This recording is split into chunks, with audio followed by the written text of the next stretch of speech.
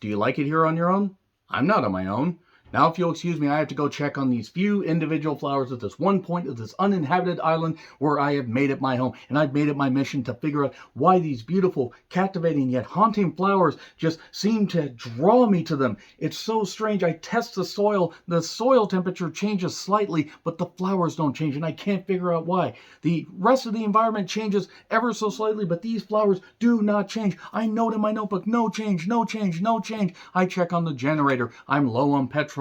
I check on my tea. I'm low on tea. I need supplies. The radio is my only communication with the outside world. It's how I like it. But these flowers, I have to figure out, oh my goodness, there's some slight change. I note it here in my notebook. And then suddenly there's a massive change. Something's growing all over the flowers. How to grow, how to grow, how to grow, how to change, how to change, how to change. Something's going to get us. We're going to die. Oh, the change of it all. All while listening to various forms of soft ethereal music, and Enys, written and directed by Mark Jenkin. He did a film called Bait that's gotten quite a bit of attention. I'll have to check that out. Check out his IMDb page for the full listing. And this comes to us courtesy of Neon Studios. Much like A24, if you put Neon Studios' label right there, I will absolutely check out pretty much about anything that they do. They have a film coming out called Sanctuary that I really do want to check out. And Enys, or Enys, I think is how it's pronounced. If I'm mispronouncing it, I do apologize. Got quite a bit of attention. Audiences weren't necessarily receptive to it. Some were, quite a few weren't. And critics were mostly receptive to it. So a bit of a divide there. It got a bit of a limited release, so it's finally on streaming, and I was able to rent it for roughly $8 on Amazon.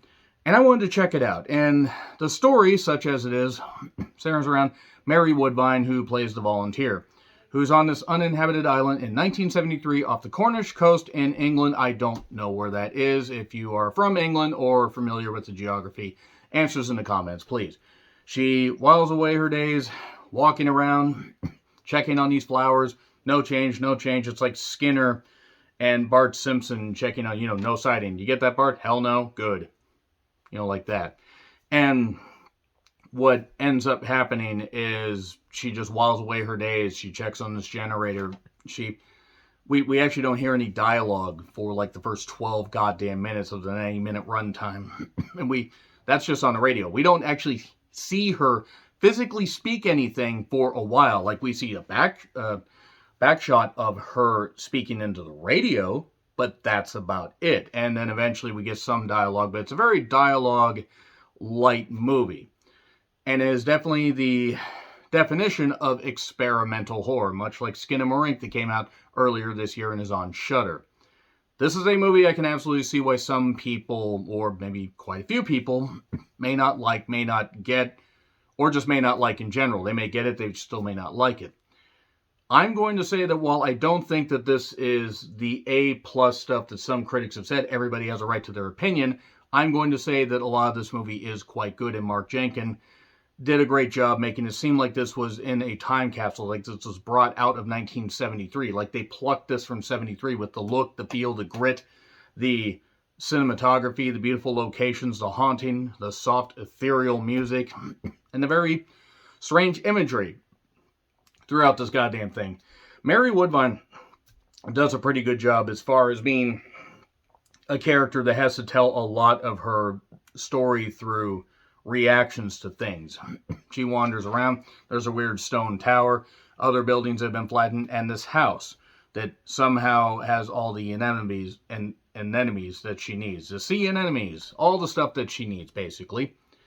And she ends up doing some stuff like looking at this one particular deep pit where she drops a rock down there and it seems to lead to some underground caves.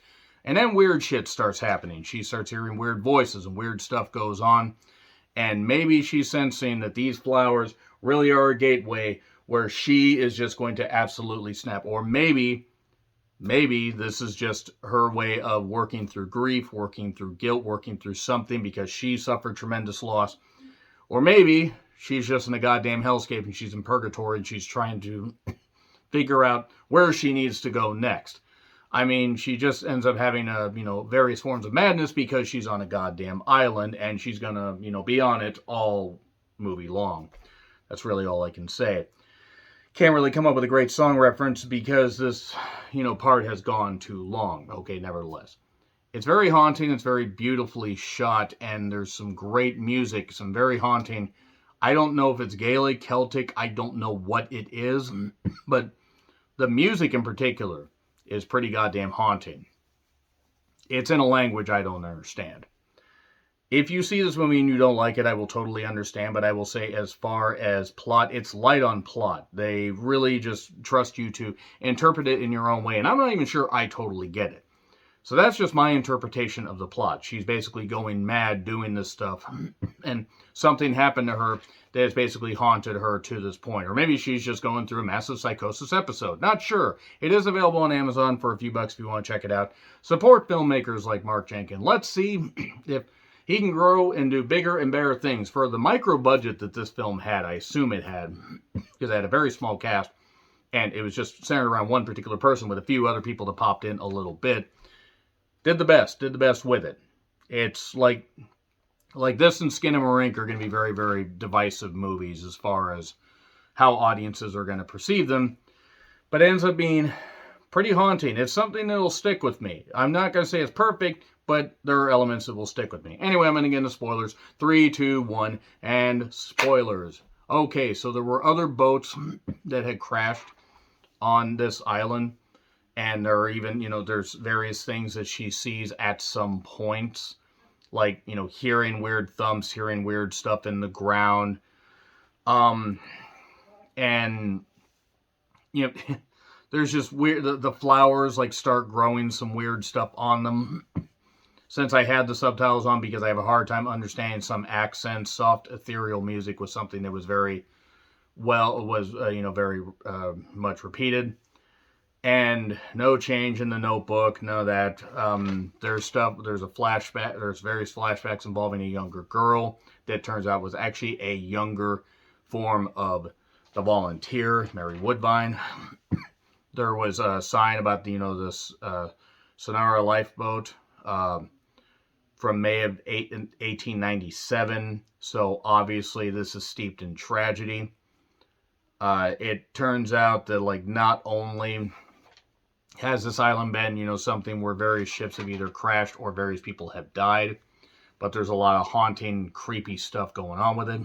And she does eventually end up just having some weird shit happen, like a weird psychosis episode. She notices weird growths on the flowers, and then the weird growths get on her. She has a scar across her, across her stomach, so to speak, kind of like this, from something that happened previously in her life. And also, there's this weird stone thing that's almost like Stonehenge, or some kind of weird haunting alien rock deal, or haunted rock in general. Maybe it's like picnic rock. And there's talk of a statue to commemorate the loss of the Enys men. I really hope I'm pronouncing that correctly, because everybody pronounces shit differently.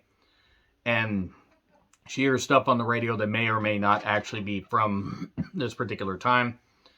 She sees the boatman who brings her the stuff, but then it turns out, oh wait, this boatman actually was being fished out of the goddamn water, because maybe she's been dead this whole time. That's probably the interpretation they're going with. And you hear the Governek, the particular boat that, a boat that crashed a while ago, because it turned out to actually be the boatman's boat, as opposed to somebody else's boat that wasn't named the goddamn boatman. So she gets her supplies, she's able to run her generator. The generator gets a lot of screen time during this. And then we cut to some preacher that is singing while an infant is being held. Could this have been Mary Woodbine? I don't know. Apparently the preacher is played by John Woodbine, and I assume even though Mary is a bit on the older side, that was probably her dad. Maybe they're married, maybe there was just a bit of an age difference, I don't know. I'm not here to judge, because the guy's name was John Woodbine. The actor's name, by the way. And then the movie just goes completely off the rails in the last number of minutes. She's going absolutely insane. The boatman is found because this helicopter is checking to find this body in the water, and the crew, the Coast Guard crew, are fishing it out, and one of the crew is her.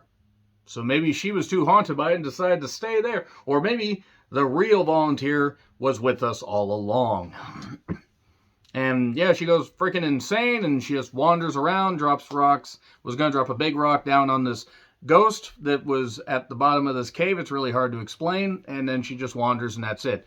But maybe she was actually the Stonehenge thing, because she was holding a flower while weird nuns were dancing around her just before that, and then the stone was gone. Then the stone was back, but she was gone.